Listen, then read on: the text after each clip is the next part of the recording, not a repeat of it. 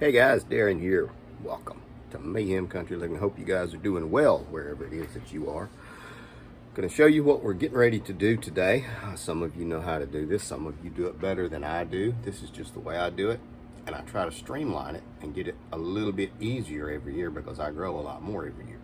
This year, so far, we've gotten 300 plants started from seed, just about. And some I'll give away, some I'll sell, and some I'll trade.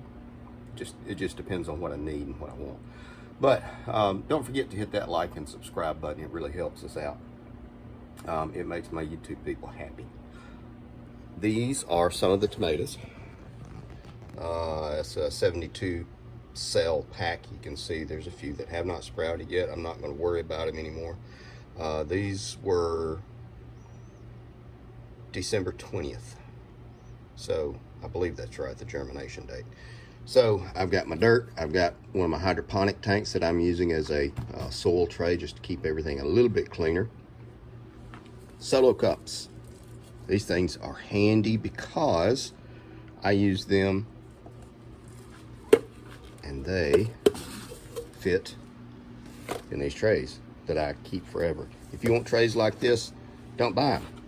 Go to your local superstore, Walmart, Lowe's, Home Depot, and ask them, can you have a few, and then get you a stack and throw it in your buggy. And that is how I got all these. And they last a very, very, very long time. These are very thick plastic, very durable. Now, we're going to go ahead and do a little bit of transplanting. I've got this set up, again, just because I'm still a little under the weather. I don't feel good, but this has to be done or we've wasted a lot of time. Now, we're going to get started. I'm going to spin you around. I thought it'd be better doing it right here because we don't have the pink glow as much. I'm used to it, but for video purposes, it kind of ruins it. More to come. Here's the neat thing. These solo cups, we bought these for Thanksgiving and for Christmas, and these are extra ones we have left over. I'll write on them with a permanent marker with a Sharpie. Sometimes I keep them, and it never fails. The permanent marker is not so permanent. Get a drill. What size drill bit doesn't matter, and drill you some holes all the way down through.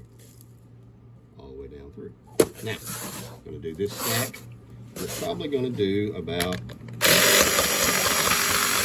70 or 80.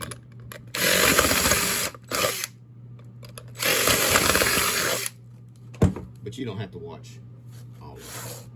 More to come. Okay guys, now we're back. I want to show you, this is one of the cups we drilled. I fill it up with, this is a Expert Gardener potting mix, indoor and outdoor plants. It comes with a little bit of its own fertilizer. Yes, I use a little bit of fertilizer. This is a Chadwick cherry tomato, CCT. And it's a pretty good cherry tomato. And I'm going to show you how I do it. These are the roots from this guy. These things are very, very happy. Last week I started using a really, really dilute amount of fertilizer on these things, liquid fertilizer. There we go. And you can see the leaves are almost all up to the very top of it. And the reason I like using this tub is I don't make a mess all over the basement. There we go. And I'm going to bury the stalk. I'm not going to pack it down, but we're going to bury it pretty good. The nice thing about tomatoes is they have hair roots all the way up their stalk. And if you buried that stalk, it would develop roots, which is really cool. Now, that is ready to go. And I'm going to set it over here. I'll show you. This is how we're going to do it. This way, when it's time to transplant and move these guys, take them to sell or give them away, it's easy to transfer and move. So now I'm probably going to do about 20 of these. No, I don't plan on having that many cherry tomatoes, but it's myself, my parents, my sister that lives locally, probably some neighbors and some of the little old ladies from the church. So we'll end up using all of those tomatoes and wash, rinse, repeat. Okay guys, I'm going to show you, let's see. I'm not going to do that one. It's too weak and spindly. Let's do this.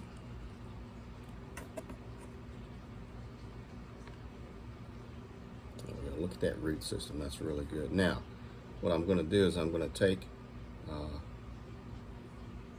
this one, and if you're careful, you could tease it apart and separate it out, but usually you end up damaging them. When I planted them this close, that was my mistake.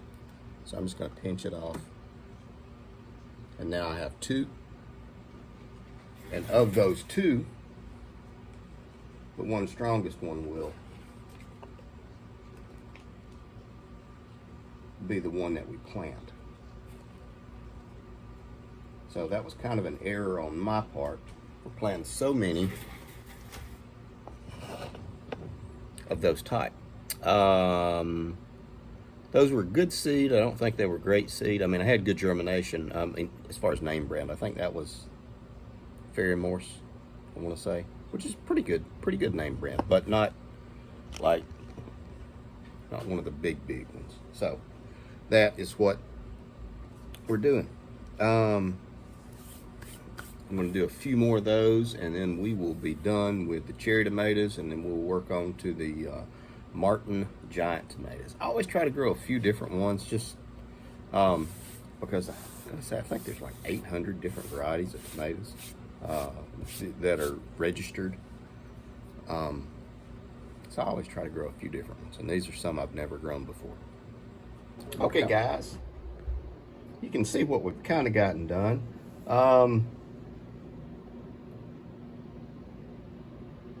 24 have been reduced down to 20, and I put one in a hydroponics, and then I put another one just for the heck of it. So we have all of these plants. Again, I'm going to thin them out when I find out who was stressed the least. Now these are Chadwick cherry tomatoes. These are heirloom tomatoes. They are funky. They're an indeterminate, but they are a vining, aggressive climbing tomato. Developed, I think, by master gardener Alan Chadwick in the 50s, I want to say. I did a little bit of research on them because they're pretty decent tomatoes. These are the ones you see, or the fathers or the parents are the ones you see in the grocery stores in the blister pack, where there's 6 or 8 all stuck together really pretty in a little blister pack. These are the original heirloom varieties of those. So I got these guys situated. I'm going to set them in their light box, and we're going to continue. These are all, Chadwick cherry tomatoes, and I'm going to start on these. These are Martin Giant, Johnson Globe, Wisconsin 55s. None of those I've ever grown before, but we will see. So I just wanted to show you. The dirt was $6. These are leftover cuts.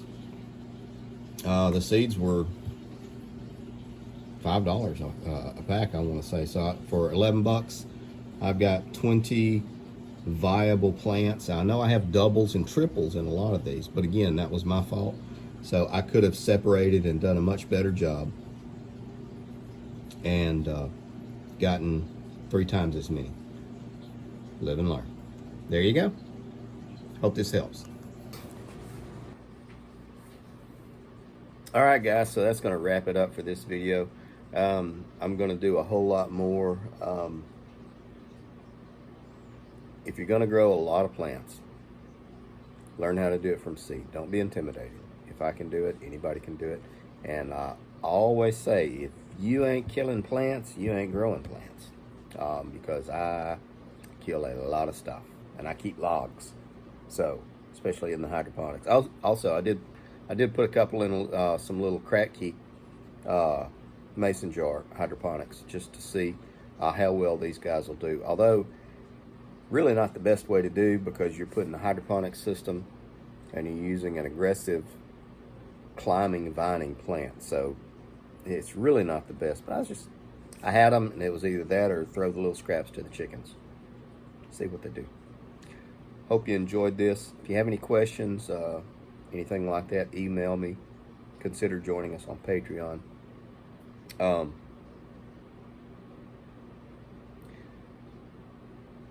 Take care of your people.